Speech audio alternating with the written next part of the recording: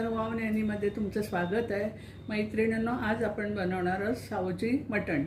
सावजी म्हटलं का ते झणझणीत आणि मस्तपैकी चमचमीत हे आलंच. तर चला आपण हे साहित्य आता घेतलेले आहे, त्याची ओळख मी तुम्हाला करून देते आणि सुरू करूया आपण. तर मैत्रिणींनो, आज आपण करणार आहोत झणझणीत चमचमीत असं सावजी मटण. त्याच्यासाठी हे अर्धा किलो मटण घेतले, ते स्वच्छ धुवून घेतलं, त्याला मीठ आणि आलं लसूण मिरची कोथिंबीर ह्याची पेस्ट लावली आणि सावजी मसाला आता मी दाखवते तुम्हाला.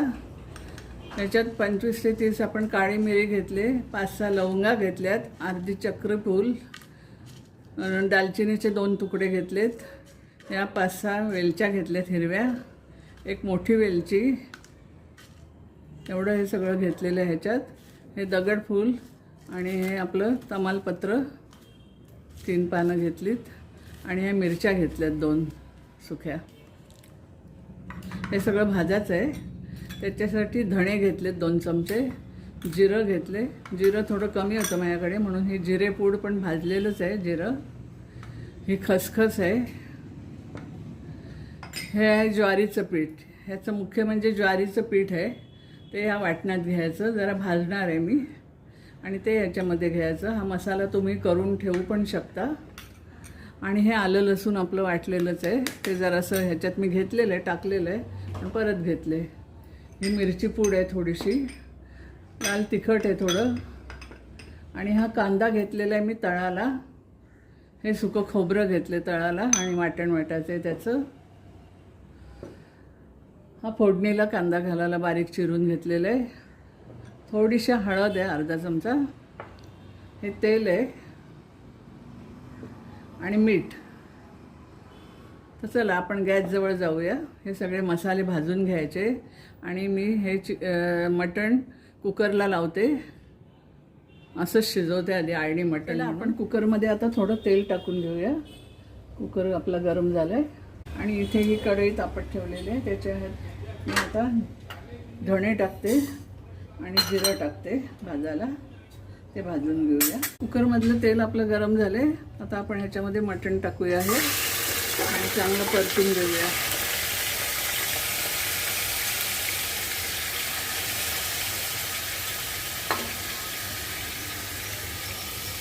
आणि चांगलं परतून घेते.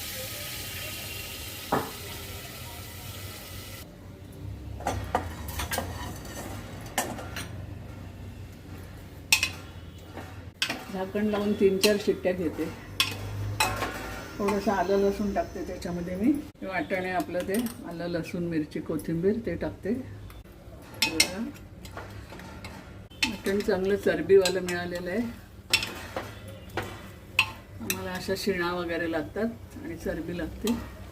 आपले धणे आणि जिरं पण झालेलं आहे, ते मी काढते आता.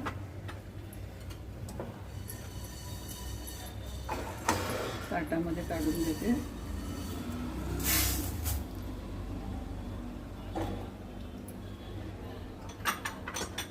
आता हे आपले मसाले भाजते.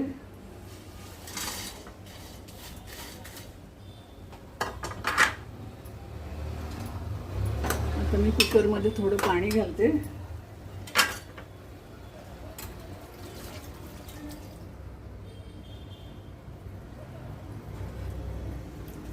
झाकण लावते. 1 ग्लास पाणी टाकले. मटण आपण शिजवून घेते.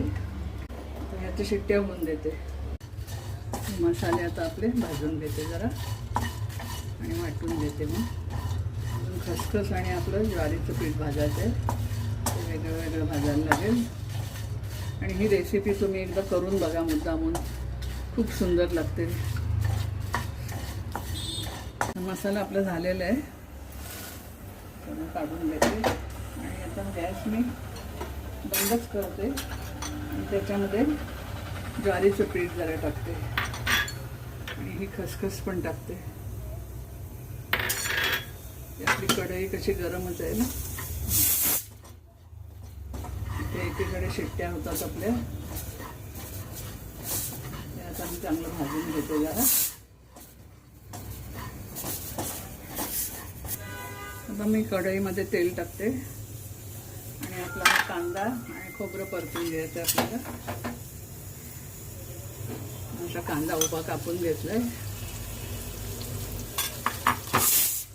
लाल होऊन दाखवते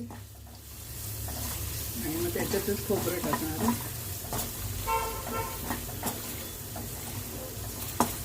आता मी ह्याच्यामध्ये खोबरं टाकते, चांगलं परतून घेते.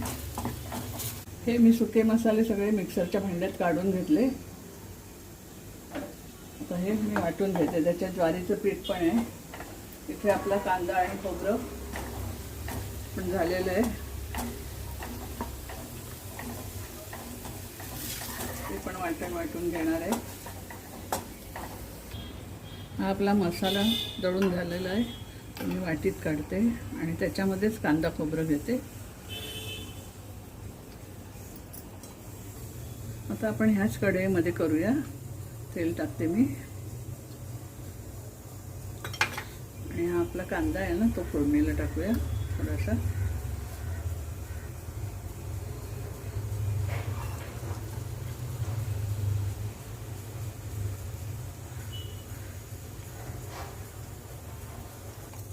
हा आपला कांदा झालेला आहे, त्याच्यामध्ये आपण खोबरं आणि हा कांदा घालू वाटलेला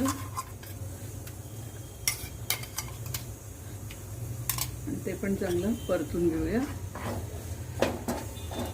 मटण तर आपलं शिजलेलंच आहे. हे अर्धा चमचा हळद घेतले, ती टाकूया. हा मिक्स मसाला आहे माझा. मिरची पावडर आहे,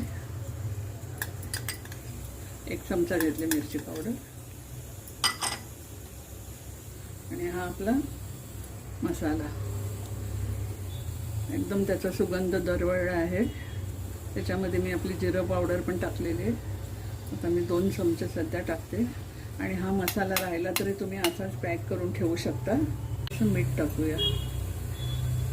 मीठ आपलं टाकलेलं आहे त्या याच्यात मटण शिजताना पण. आणि आता याला तेल सुटे परतून घेऊया. आता कुकर आपला उघडलेला आहे मी.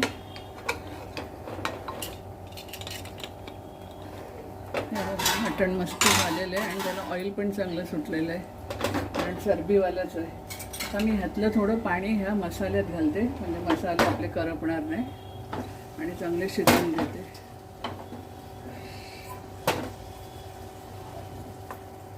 मटण शिजलेलं आहे, मग ते त्याच्यात नंतर टाकू आपण. आता मी 5 मिनटं याच्यावर झाकण देऊन ठेवते. आणि इथे पाणी पण गरम करत ठेवलेलं आहे मी. आपल्याला मटणाला लागलं तर घालता येईल, गरम पाणी घालायचं. आता मी झाकण काढते. 5 मिनटं झालेली आहेत. बघा वरती कसं तवंग आलेलं आहे आपलं तेलाचं. मसाला आपला छान झालेला आहे अगदी. आता ह्यामध्ये मी मटण टाकते.